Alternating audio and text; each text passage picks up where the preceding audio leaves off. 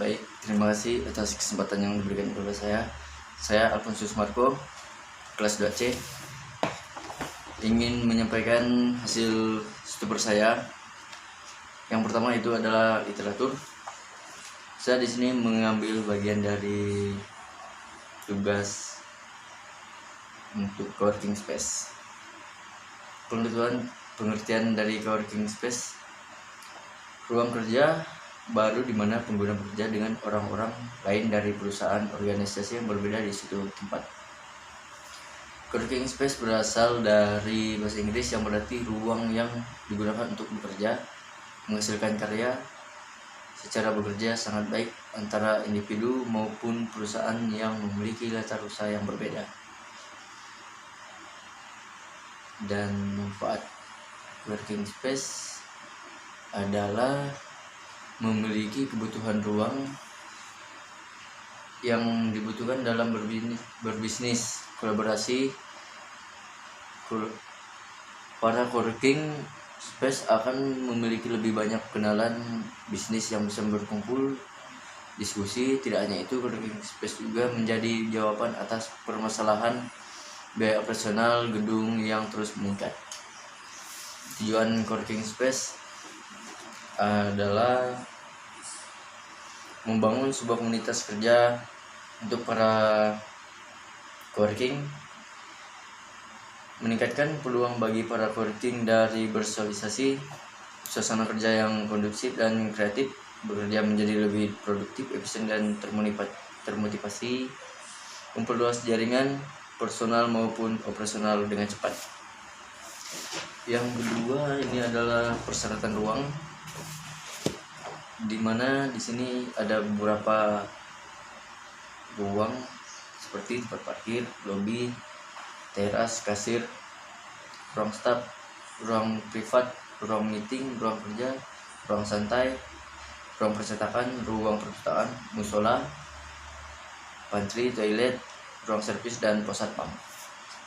Di persyaratan ruang ini seperti ada pencahayaan, penghawaan, kebersihan, aromatik, yang dimana di sini ada alami dan buatan.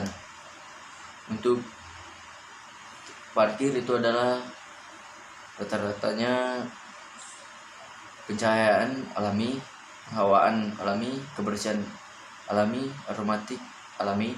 Sedangkan lobi pencahayaan buatan, penghawaan buatan, kebersihan alami, aromatik buatan. Teras pencahayaannya alami, penghawaannya alami, kebersihan alami, aromatik alami. Kasir pencahayaannya buatan, penghawaan buatan, kebersihan buatan, aromatik ada buatan. Di sini adalah hasil dari tanda centang ini adalah tanda yang alami, dan yang tanda yang strip ini adalah tanda buatan. Dan sekarang kita memasuki di bagian penetapan kebutuhan ruang coworking space. Di sini ada pola nomor 1. Di sini adalah pengunjung, karakteristik publik, pola aktivitas itu yang datang, parkir, masuk kendaraan, bertanya, bekerja, istirahat, toilet, dan pulang. Kebutuhan ruangnya ada parkir, ruang kerja, ruang santai, perusahaan, kasir, toilet. Dan karakteristik dari ada juga tukang parkir, satpam, kasir, barista, cleaning service, staf kerja. Kalau tukang parkir adalah servis, satpam servis, kasir servis, barista servis, cleaning service, staf kerja servis. Sini pola aktivitas mereka ini adalah rata-rata cuma datang, parkir, kerja, istirahat, toilet, dan pulang. Dan kebutuhan ruang mereka area parkir, ruang jaga, pantry, ruang kerja, toilet, musola, Dan itu saja dari penetapan kebutuhan ruang coworking space. Dan sekarang adalah besaran ruang. Besaran ruang ini memiliki jumlah pelaku, besaran peluang terhadap pelaku, furnitur, besaran furnitur, BRP dan BRF. BRP itu adalah besaran ruang terhadap pelaku, sedangkan BRF itu adalah besaran furnitur. Besaran ruang sirkulasi 30% dan yang terakhir ada jumlah.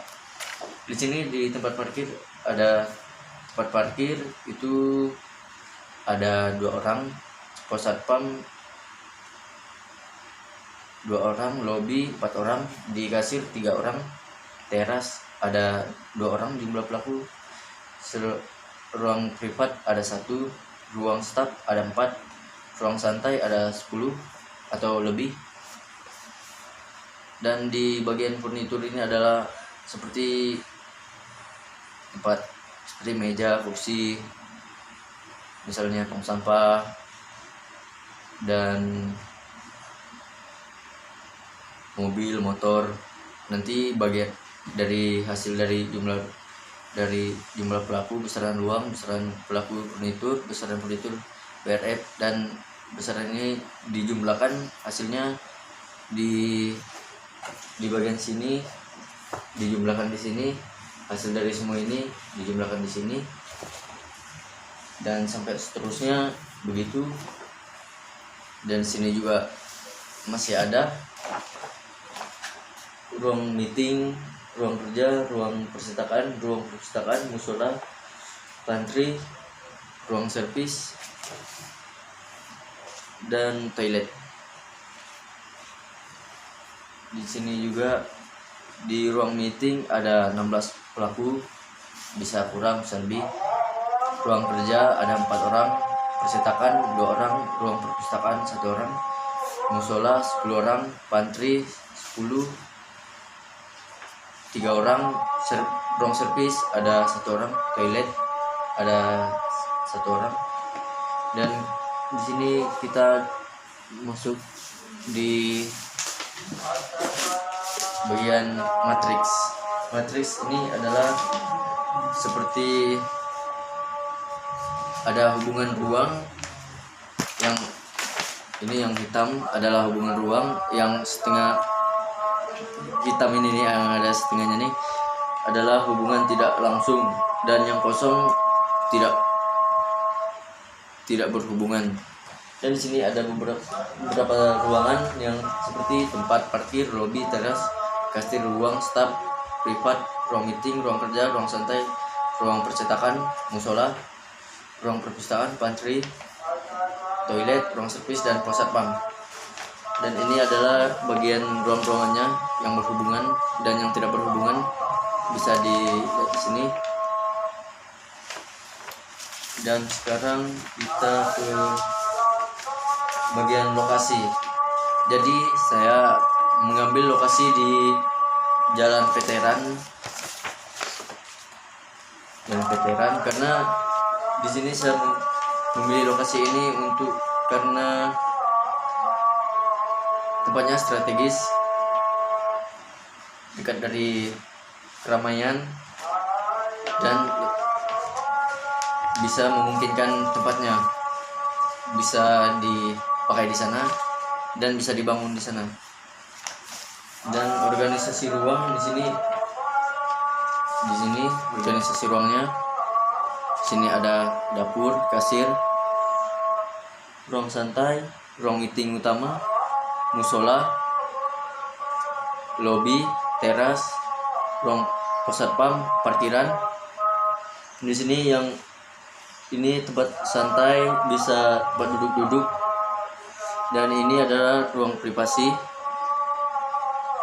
dan ini ruang untuk istirahat untuk para petugas yang ada di coworking space, misalnya yang pekerjanya. Dan sini ada ruang group, misalnya ada pengunjung datang ingin dengan berkelompok, bisa di sini menggunakan ruang group. ingin sendiri, tidak ingin diganggu, bisa di ruang privasi. Dan di sini ada toilet untuk laki-laki, ada di sini. Ini wanita, dan di sini ada wanita, ada 2 toilet. Dan di sebelahnya ada ruang staf. Ini ruang staf ini untuk ruang ganti untuk para staf pekerja. Dan di sini ada gudang. Dan ini adalah gambaran dari besaran ruang saya. Dan sekarang kita masuk ke plotting. Plotting ini adalah ada set plan, keterangan, arah utara, arah mata angin. Di sini juga. Dan di jalan veteran ini adalah bentuk dari sebuah bangunan nanti. Dan kita ke bubble diagram. Di sini ada keterangan yang dimana warna kuning adalah privat, merah publik, biru servis, dan yang strip ini ada erat, yang garis putus-putus tidak berhubungan, dan garis putus titik strip titik ini adalah tidak erat. Dan bisa dilihat di sini. Dan ini adalah bubble diagramnya. Dan sekarang ke zoning mikro.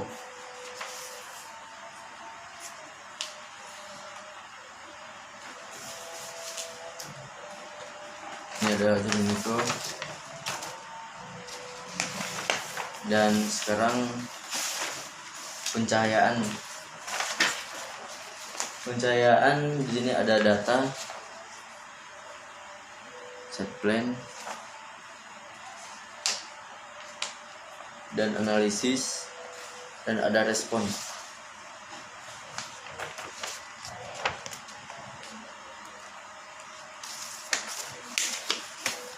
Dan angin ini data dari set plan bangunan, ini arah anginnya. Dan ini ada analisis pada siang, sore, hari, dari mana arah angin bertiup, dan dari mana kalau pagi hari dia bertiup dari barat, dan sedangkan sore itu dari timur. Dan respon perlu menanam vegetasi agar angin dapat memasuki bangunan dari segala arah, karena vegetasi berfungsi untuk mencegah belahan angin agar tersebar ke segala arah. Sini bisa ditanami pohon.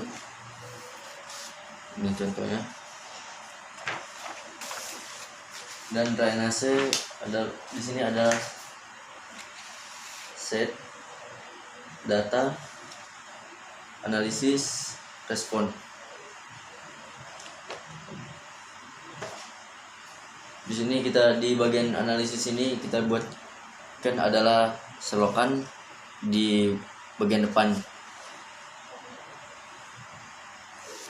Dan respon kita menggunakan drainase bagian belakang untuk air kotor seperti ini. Contohnya ini bagian belakang. Dan ini adalah contoh dari drainase bagian belakang untuk air kotor. Sedangkan aromatik seperti ini. Keterangan aroma selokan ke jalan, aroma jalan. Analisisnya adalah aroma selokan dikelilingi set tidak begitu bau karena kawasan tersebut sangat diperhatikan kebersihannya. Bagian sini karena lebih dekat. Dan di sini adalah respon aroma di sekitar set maupun set sudah baik.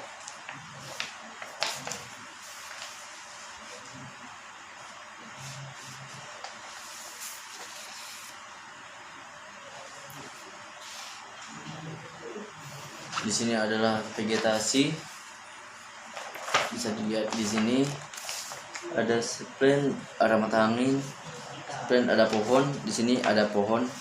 Jadi di vegetasi ini tidak banyak vegetasi sekitar set karena belum ada ditanami pohon di bagian sini, dan di analisis sudah setidaknya vegetasi sekitar mengakibatkan kebisingan yang sangat tinggi yang di mana mengganggu kenyamanan serta tidak adanya daerah sekitar juga terlihat gersang. Respon halaman kosong pada set dapat ditanami macam vegetasi, bisa pohon-pohon seperti pohon mangga, pohon durian atau dan sebagainya, pohon jambu. Sekarang ke curah hujan. Sini curah hujan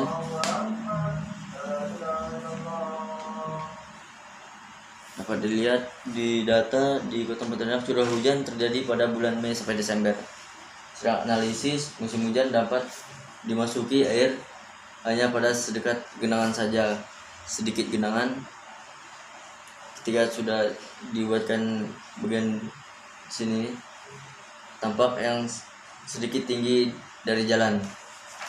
Respon tampungan untuk hujan sudah sangat baik dan genangan yang berlebihan sehingga menyebabkan ketidaknyamanan. Sini bagian respon dan kebisingan di sini, dan ada jalan veteran, lokasi luang, lokasi bangunan, set. Analisis kebersihan dana karena pada bagian belakang terdapat bangunan lainnya sehingga suara kendaraan dapat diredam. Respon meletakkan bangunan agar jauh dari sumber kebisingan tinggi agar kenyamanan terjaga. Ini adalah gambar pohonnya yang sudah dikelilingi pohon, dan data di lokasi jalan dan veteran. Lokasi tampak set berada di tepi jalan besar, dilalui banyak kendaraan pada umumnya roda 4 maupun roda 2, dan ini jalan. Sekarang ada sirkulasi. Sirkulasi ini adalah menunjukkan keluar masuknya dan jalan satu arah. Ini keluar masuk dari tempat bangunan atau setnya. Ini di sini ada data, analisis dan respon.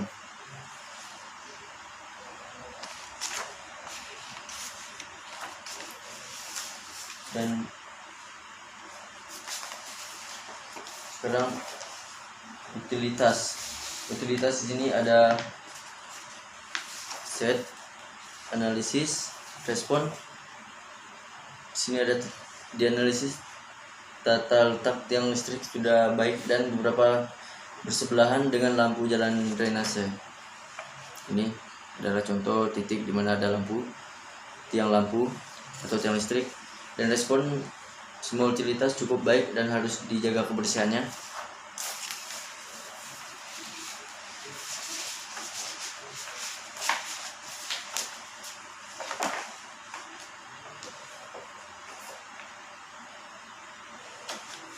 Dan di sini ada karakteristik bentuk, yang konsep bentuk di bangunan menggunakan konsep minimalis, penggunaan warna-warna yang hangat dan warna monokrom. Bentuk bangunan dengan konsep huruf E, karena saya memilih ini karena E itu adalah huruf, jadi huruf juga bisa dibuat menjadi sebuah bangunan seperti ini. Dan warna pada bangunan nanti hitam dok pada kusen pintu, jendela dan ventilasi, warna abu-abu dan putih untuk dinding. Sedangkan ventilasi, ini adalah gambar ventilasi dari kusen kayu. Di sini ada jendela, kusennya kayu juga. Dan di sini ada pintu di sini kusennya kusen kayu, dan di sini ada jendela, daun pintunya ini adalah kaca. Dan di sini desain dari teras. Seperti di sini ada tiang, ada 2 tiang. Ini kotak untuk buat dia masuk nanti. Sekarang kita masuk ke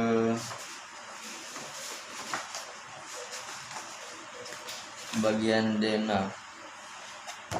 Ini adalah denah dari bangunan.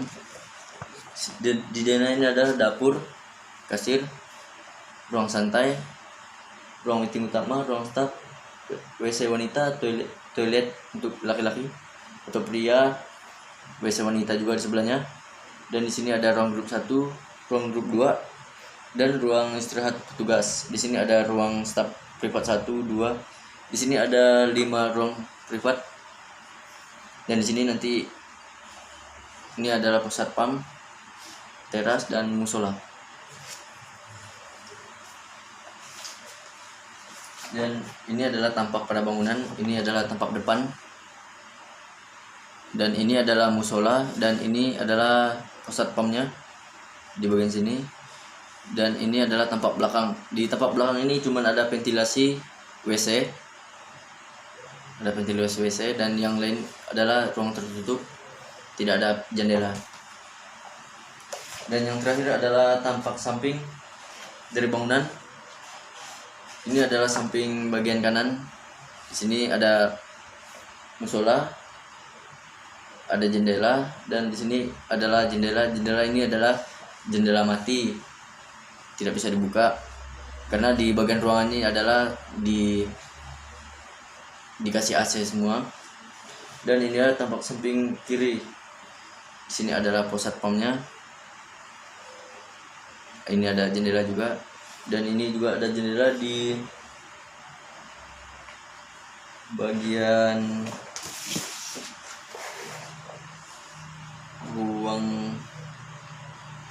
ruang istirahat petugas. Di sini ada jendela. Baik, sekian dari saya. Terima kasih. Jika ada kekurangan, mohon maaf dan bisa diberikan saran. Terima kasih.